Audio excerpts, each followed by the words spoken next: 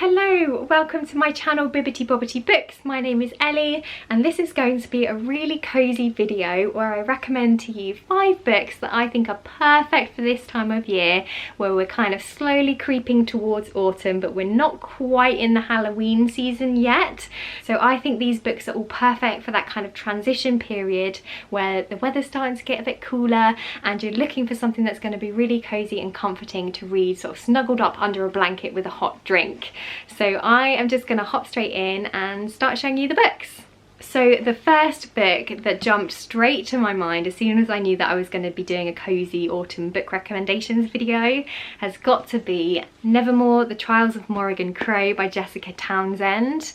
Now excuse my addition here because this is actually just the naked hardcover. Mine doesn't have a dust jacket on it because I got it second hand, but I will overlay what the cover looks like for you.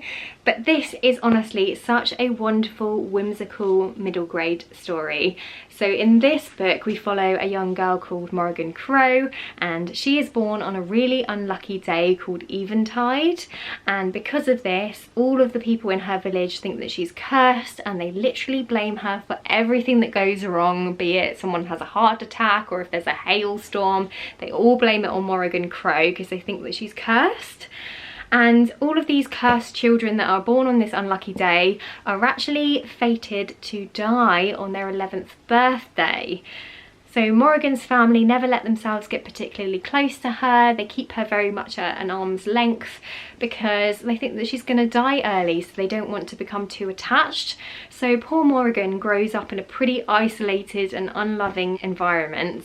And the story kind of kicks off on Eventide, which is the day when Morrigan's destined to die, and she actually gets rescued by this really eccentric character called Jupiter North, who whisks her off to this magical city called Nevermore. And the story kind of goes from there really, but it is such a fun story.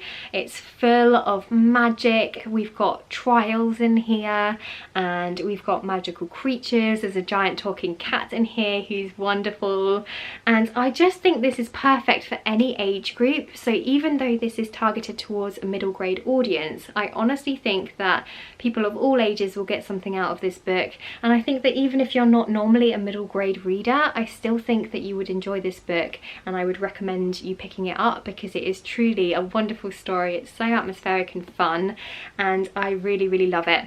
This is the first book, but there have actually been 2 more books that have been published since this one.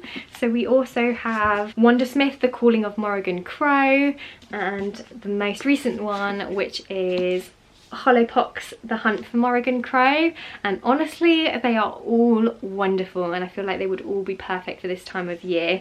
You can see the dust jackets on these ones. I think they're just gorgeous, and these hardbacks all have beautiful artwork underneath the dust jacket, which is just amazing. I think this one's probably my favourite. I just love the purple and the orange. So yeah, I absolutely love these books and definitely think that autumn is the perfect time to get into them. So if you haven't tried this series yet, you need to. And as I said before, even if you don't normally read middle grade, I would say pick it up and give it a go. You might like it. Okay, so the next book that I'm going to recommend to you guys is Uprooted by Naomi Novik. So this is a standalone adult fantasy book, and it's based on Slavic folklore and fairy tales, and it also has a little bit of a Beauty and the Beast feel to it as well. And honestly, it's actually quite creepy, this one, so it's kind of perfect for getting you into the spirit of all things spooky. But in this book we follow the main protagonist, who is a woman. Her name is Agnieszka, and she lives in this village which is bordered by this really creepy haunted forest. So we've got young Agnieszka who lives in this village, and there's this powerful magician who also lives on the edge of the forest, and he is known as the dragon. And the dragon actually protects the villagers from the evil magic of the woods, and in payment he asks for one woman to come and live with him in his tower every year. Now Agnieszka always assumed that her best friend would be the girl that the dragon chooses because she's the most beautiful, most perfect girl in the village. But much to everybody's surprise, the dragon actually picks Agnieszka herself to go and live in the tower, and the story kind of goes from there. So you can kind of see the Beauty and the Beast flavour there, but honestly the story goes in quite an unpredictable way, and there is a big focus on the evil woods and kind of defeating the magic there. And as I said before, it is actually quite dark. The magic in here is beautiful in my opinion. It's definitely a very soft type of magic though, so if you're someone who likes to have a hard magic system, you're probably not going to get on with this book, because the magic in here is very soft and kind of doesn't make sense a lot of the time. But I didn't really mind, because I feel like it was quite fitting for the fact that this was a whimsical fairy tale type story, and I'm not the kind of person that needs to have a hard magic system. I do like that in novels, but I don't need to have that. So I was quite happy to just kind of accept that there was this magic and to just kind of go with it. And I actually really enjoyed all the scenes where magic was being used, because it was just so beautifully described. So yeah, I would highly recommend this book to anybody who's looking for something that's going to be super atmospheric, but that's also going to have that little bit of a kind of haunted wood kind of vibe to it. I really think that you'll enjoy this one. Okay, so if you're the kind of person that really likes to sink your teeth into a epic adult fantasy during the autumn months, then I would recommend to you The Name of the Wind by Patrick Rothfuss. So this is the first book in an adult fantasy series, and we follow a young man called Kvothe, and he is basically telling his story to a chronicler. So in this book we follow him from his childhood through to his early to mid-teens, I think it is, and he's basically telling his story and explaining why he's become this famous character that everybody knows him to be. And I think this is perfect for the autumn months because it has a really comforting feel to me, as a lot of adult fantasy does. But I think because this is quite a meandering story, and the fact that we're following Kvothe over a long period of time, and we're just kind of sitting with him as a character as he goes through his day-to-day life, it just feels very kind of cozy and comforting in a way. And also because we've got all of those tropes, you know, we've got a main character who has a traumatic backstory, who needs to learn magic, who goes to a magic school, and who gets taught by some pretty eccentric tutors. It's just a really fun one, and I think that I read this in the autumn months as well, so I think maybe that's why I associate this book with that time of year. But I think one of the things that I really enjoy about this book is that it's written in a really accessible way. So even though in this book we have a really complex and fleshed out fantasy world and a really intricate and interesting magic system in here that's really well explained, it's just written in a way that's really understandable. And I feel like this is a good one if you're quite new to adult fantasy, because I don't feel like it's too dense. But that being said, this is all from the point of view of Kvothe, so I feel like if you don't like him as a character, you're probably not going to gel with this book, because it is quite a long time to be sitting with that one character. But I personally quite like that it's Kvothe that's telling his story, because I think it adds quite an interesting dynamic to this book, because he isn't necessarily a reliable narrator. So he is telling his story, and I certainly get the impression that he is kind of embellishing it to make it sound better. He's a really great storyteller, so he's kind of adding bits maybe, he's leaving stuff out, and he is just very much in control of this narrative, which I actually find quite interesting in this book. So yeah, I would highly recommend this one if you are looking for a adult fantasy to sink your teeth into. So the next book that I'm going to recommend to you guys is Equal Rights by Terry Pratchett. I think this book is perfect for the autumn season because it's just full of comical fantasy adventure, and it has that very British style of humour in here that I find really cozy and comforting. So I think this is perfect if you're looking for something that's going to be a little bit more light-hearted. So this story is set in a world where if you're a woman and you have magic, then you become a witch. If you're a man and you have magic, then you can go to university to become a wizard.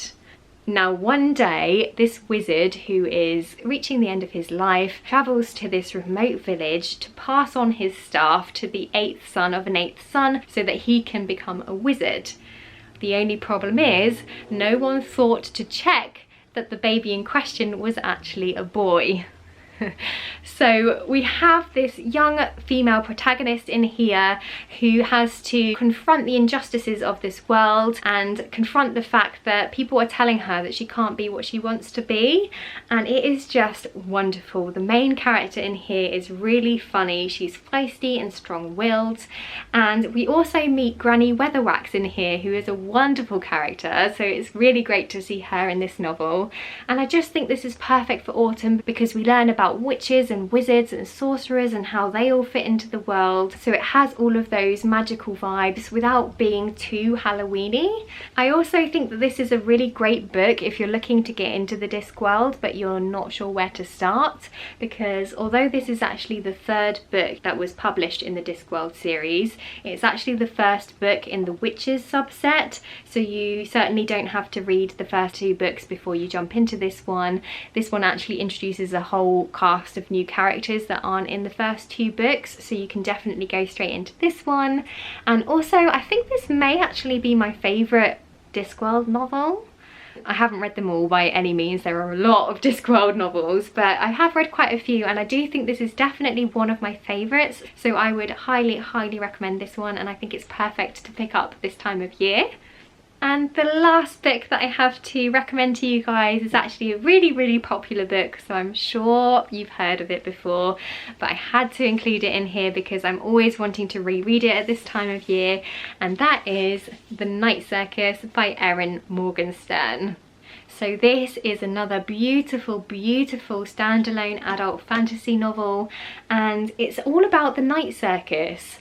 So we have this circus that travels the world unannounced, and everybody who goes to the circus is completely enamored with it and falls in love with the atmosphere, but no one really knows quite how it operates or how all the displays and things work. And that's because it's actually the venue or the backdrop for this magical competition that's going on between two magicians. Now that's all I'm going to say about this story, because honestly I think it's best to go into this one a bit blind with no expectations, because for me it's all about discovering the Night Circus for yourself. I would say I don't think this is necessarily a book for you if you like something that's really plot driven, because it's much more about the atmosphere that's built in here. And I think one of my favourite things about this book is that we have snippets throughout that are written as if you are literally experiencing the circus for yourself. So we get all these amazing descriptions of the sights and the sounds and the smells, and it is so immersive and truly atmospheric and just perfect for the autumn season, because we've got, you know, candy apples and bonfires and all of these beautiful descriptions, and it is so absorbing. And I personally did enjoy the plot in here as well. We've got quite a lot of interesting characters in here, and it's just a really fun and magical read. So if you haven't read this one, I would highly recommend it, and I do think it's worth the hype that it's received online, and just absolutely perfect for this time of year. So that's all of my cozy nearly autumn book recommendations. I really hope that you enjoyed this video. Please let me know if you have any books that you always pick up at this time of year, because I'm always looking for those cozy book recommendations. And yeah, I guess I'll see you next time with another video. Bye!